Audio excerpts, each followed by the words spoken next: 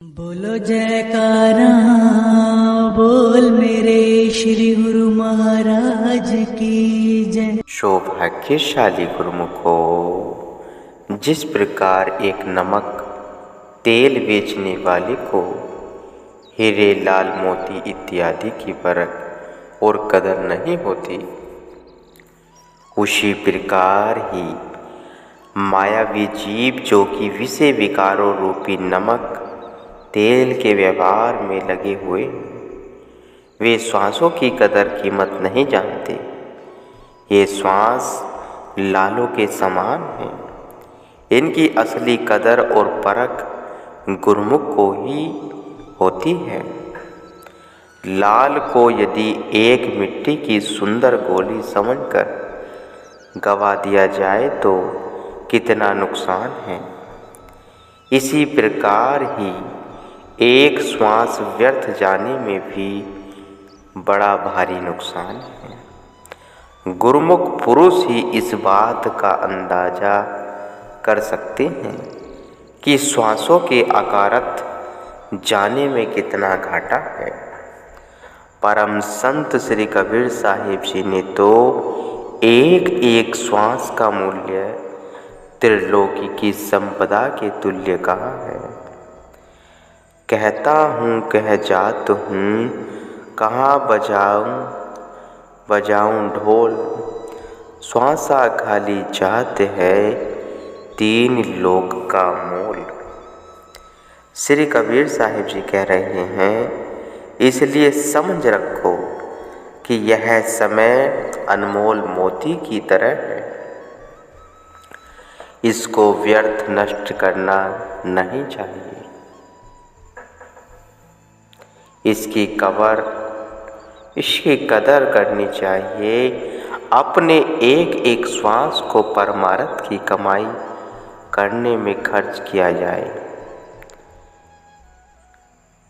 तब तो इसकी ठीक ठीक कदर और कीमत है, अन्यथा नहीं। इस समय का मूल्य जैसा कि ऊपर कथन हुआ है वे हिसाब है। एक श्वास का मूल्य भी अंदाजे से बाहर कहा है। जब एक एक श्वास का इतना मूल्य है तो फिर दिन रात के 24 घंटों में जाने वाले श्वासों का कितना बड़ा मूल्य हुआ। यह श्वास समझा जा सकता है। दुनिया का प्रत्येक प्राणी अपने समय को अति मूल्यवान बतलाता है। एक साधारण 5 या 10 रुपये रोजाना कमाने वाला भी अपने समय को बहुत मूल्यवान बतलाता है, तथा 1000 रोजाना कमाने वाला भी अपने समय को मूल्यवान कहता है। किंतु दोनों के समय के मूल्य में बड़ा भारी अंतर है। हमेशा ऊंची हैसियत वाला मनुष्य जो कि ऊंचे दर्जे का काम करता है, वह औरों की अपेक्षा अपने समय को अधिक मूल्यवान बतलाता है, और यह ठीक भी है। इसी दृष्टिकोण से विचार किया जाए तो गुरुमुख का समय सबसे अधिक मूल्यवान है, क्योंकि वह उसी समय में भक्ति जैसी अनमोल निधि को प्राप्त करता है जिसका कोई मूल्य नहीं कहा जा सकता। एक मनमुख पुरुष भी अपने समय को मूल्यवान बतलाता है। विचार करना चाहिए कि वह उस समय में किस वस्तु की कमाई करता है तथा अपने समय को किस अर्थ खर्च करता है। वह अपने समय को मायावी धंधे और विषय विकारों की कमाई में व्यतीत करता है। यह नहीं बल्कि माया और धन दौलत आदि या नफसानी सुखों की प्राप्ति के लिए वह लोक परलोक के सुखों को भी बलिदान कर देता है।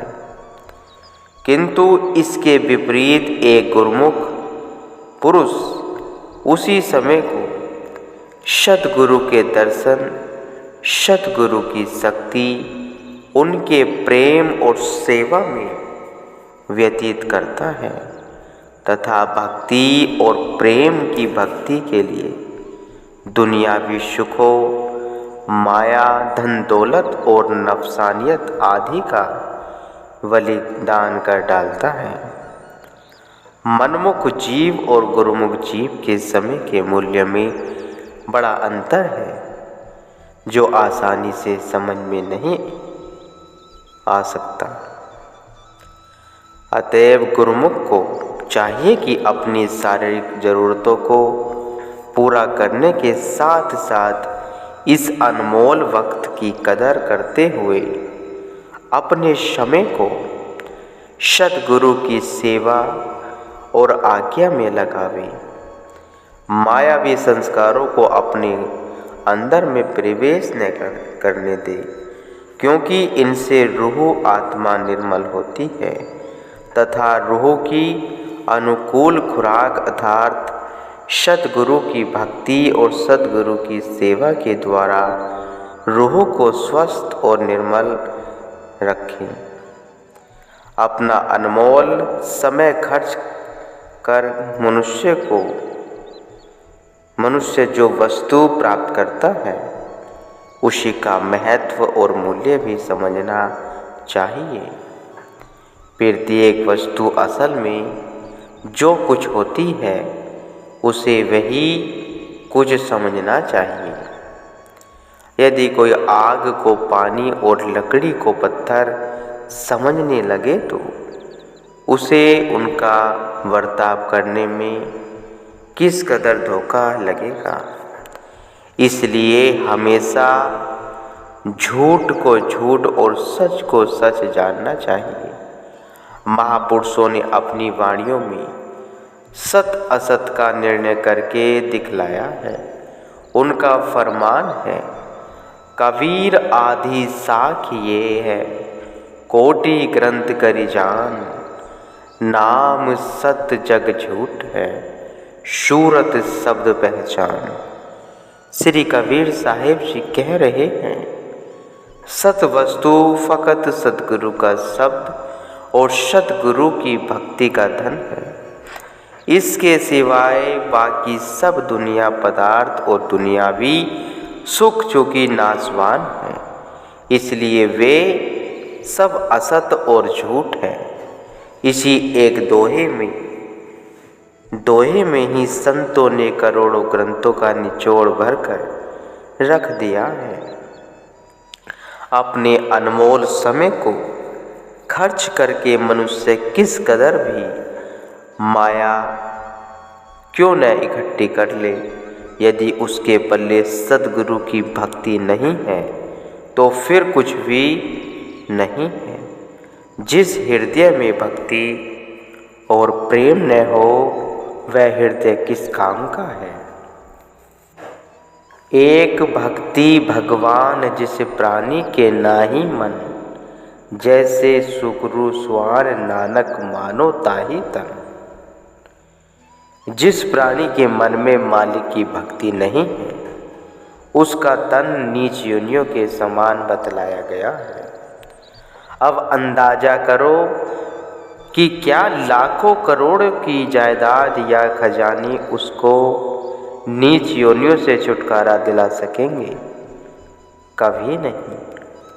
मनुष्य जीवन का आदि और अंत अन्न के दाने की मिसाल है। पहले अनाज का दाना बिल्कुल साफ और खालिश होता है, उसमें किसी प्रकार की मिलावट नहीं होती, किंतु जब उसको भूमि में बोया जाता है तो वह उगता है। तब रास्ते में साथ साथ उसके घास, पत्ते और बाल आदि मिलावटें शामिल हो जाती हैं। बाद में उसे फिर इन वस्तुओं से जो मध्य अवस्था में साथ मिल गई थी अलग किया जाता है। और वह दाना फिर उसी प्रकार साफ और खालिस होकर अपने वास्तविक रूप में आ जाता है। इसी प्रकार ही रूह भी प्रारंभिक अवस्था में तथा अंतिम अवस्था में बिल्कुल एक जैसी निर्मल होती है। दरमियान में ही उसको मायावी मिलावटें, लगाव, झंझट, झगड़े आदि चिपट जाते हैं। जैसे अन्न का दाना भी अंतिम अवस्था में तभी खालिस मिलता है जबकि पुरुषार्थ द्वारा मध्य अवस्था में घास फूस को दूर कर दिया जाए। ऐसे ही आधि में तो खालिस रूह होती है, अंत में तभी खालिस रह सकती है जबकि सद्गुरु की संगति वह कृपा प्राप्त कर पुरुषार्थ द्वारा मायावी झंझटों रूप घास को दूर करे। श्री रामायण में भी लिखा है, भूमि परे भा ढावर पानी, जिनु जीवे ही माया लपटानी। जिस प्रकार पानी धरती पर गिरकर कीचड़ बन जाता है, इसी प्रकार जीव माया में फंसकर अपनी हालत से गिर गया है। अन्न का दाना भी जब तक अपनी मध्य अवस्था अर्थात बाहरी मिलावटों के साथ मिला हुआ रहता है, तब तक उसकी पूरी और यही सही कीमत नहीं होती। किंतु जब वह इनसे अलग साफ हो जाता है, तभी उसकी ठीक कीमत पड़ती है। इसी प्रकार ही रूह या आत्मा भी जब तक शरीर और शरीर के संबंधों में उलझी हुई है, तब तक उसको कोई कदर और कीमत नहीं होती। किंतु जब वह इन संबंधों और उलझनों से आजाद और निर्लिप्त तथा खालिस हो जाती है, तभी वह मूल्यवान आत्मा या कीमती रूह बनती है।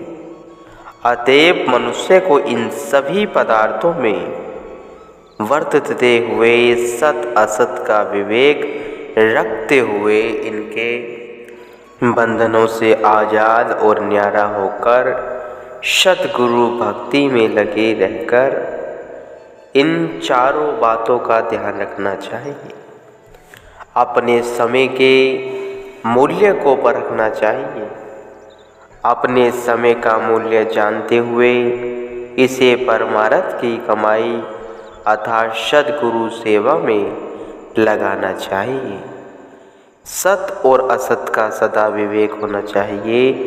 मनुष्य जीवन की मध्य अवस्था में आज़ादी प्राप्त करने की कोशिश करनी चाहिए, परंतु इन चारों बातों पर अमल सद्गुरु की चरण शरण में जाने से ही हो सकता है। मानव जन्म में पूर्ण सद्गुरु की प्राप्ति कर इन चारों नियमों को ध्यान में रखते हुए अमली कार्यवाही करते हुए जीवन को सफल बनाना है।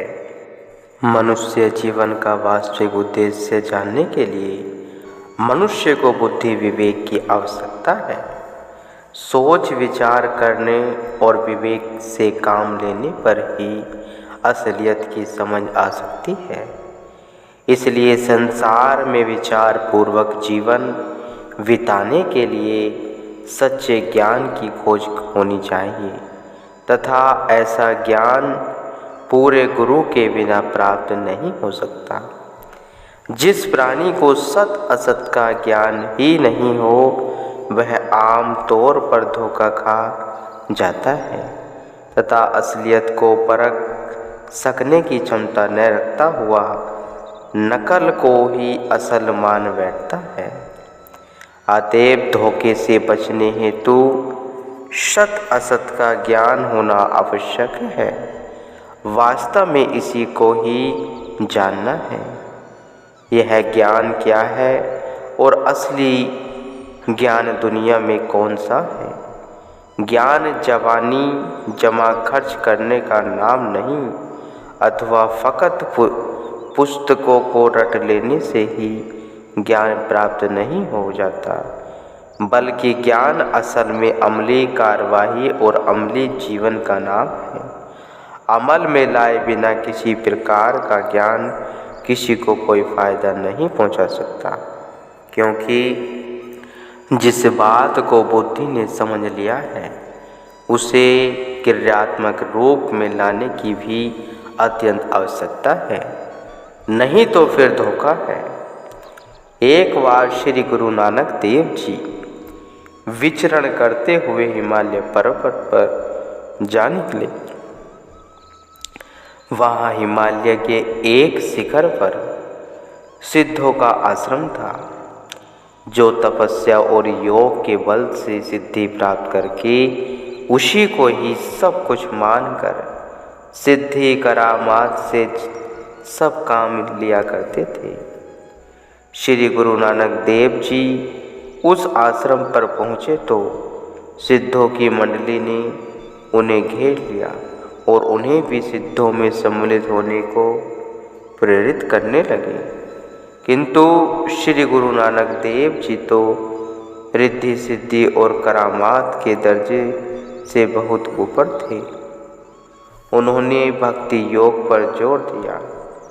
तब वहाँ उन सिद्धों के साथ बहुत सा प्रश्नोत्तर हुआ, जिन्हें सिद्धि गोष्ठी के नाम से पुस्तक के रूप में भी संग्रह किया हुआ है।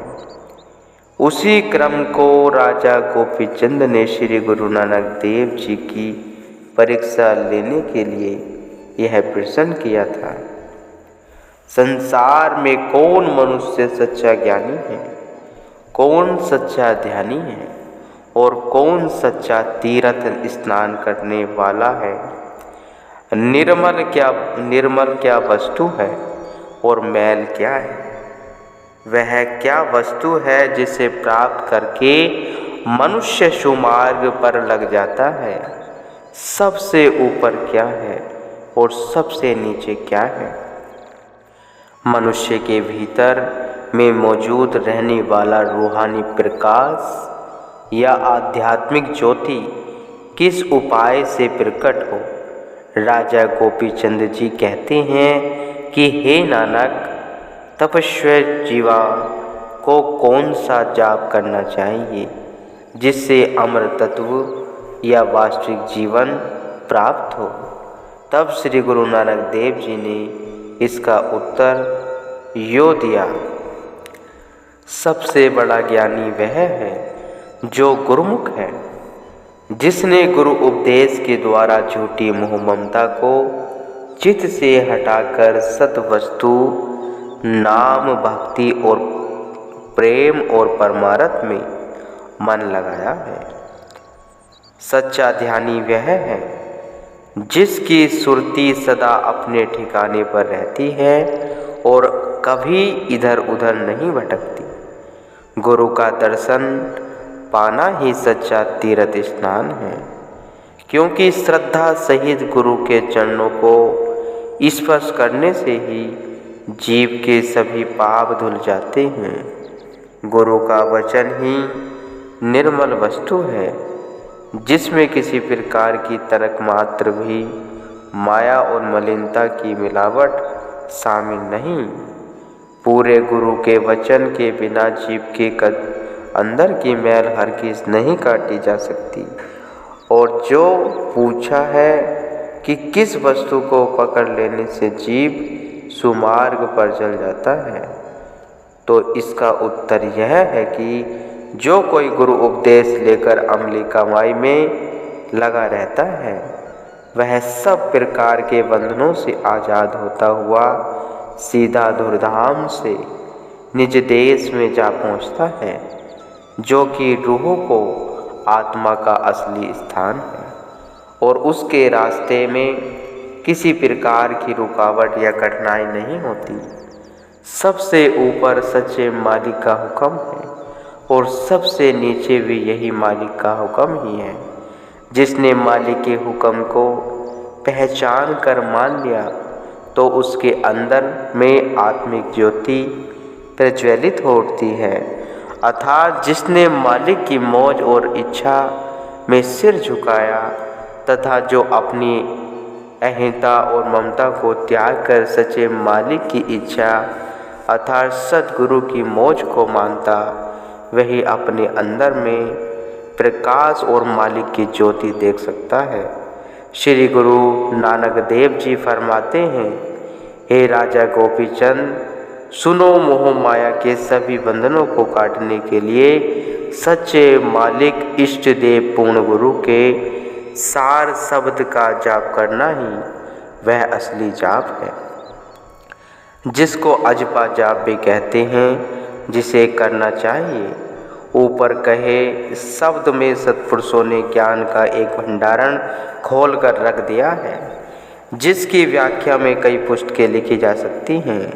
ज्ञान का अर्थ ही यही है कि सत और असत का विवेक हो, अर्थात प्रथम इस बात की परख हो कि प्राप्त करने योग्य सार वस्तु क्या है तथा त्याग देने योग्य असार और अनित्य पदार्थ क्या है। फिर इस प्रकार का विवेक होने से बाद उसको क्या क्रिया का अमली रूप भी दिया जाए, तभी तो ज्ञान है, अन्यथा उसका कोई लाभ नहीं है। इस प्रकार से वह गुरुमुख जिसने अपनी श्रुति को सत वस्तु की प्राप्ति में जोड़ दिया तथा संतोष सत्पुरुषों के सच्चे सार शब्द की अमली कमाई में लगा हुआ है, वही सच्चा ज्ञानी कहलाने का अधिकारी है। जो गुरु की आज्ञा वचन और उपदेश को सदैव मुख्य अर्थात दृष्टि के सम्मुख रखता है और सर्वोत्तम जानता है, वही गुरुमुख है। ऐसे गुरुमुख के समान दूसरा कोई ज्ञानी नहीं हो सकता। वैसे तो चाहे कोई अनेकों ग्रंथ पढ़ ले, शास्त्र और धार्मिक पुस्तकें रट लेवे, तो भी जब तक क्रियाशील न हो ज्ञानी नहीं बन सकता। किंतु यदि संतों के उपदेश अनुसार क्रियाशील जीवन है, तो चाहे वह अनपढ़ भी हो, वह सच्चा ज्ञानी कहा जाएगा, गुरुमुख हो।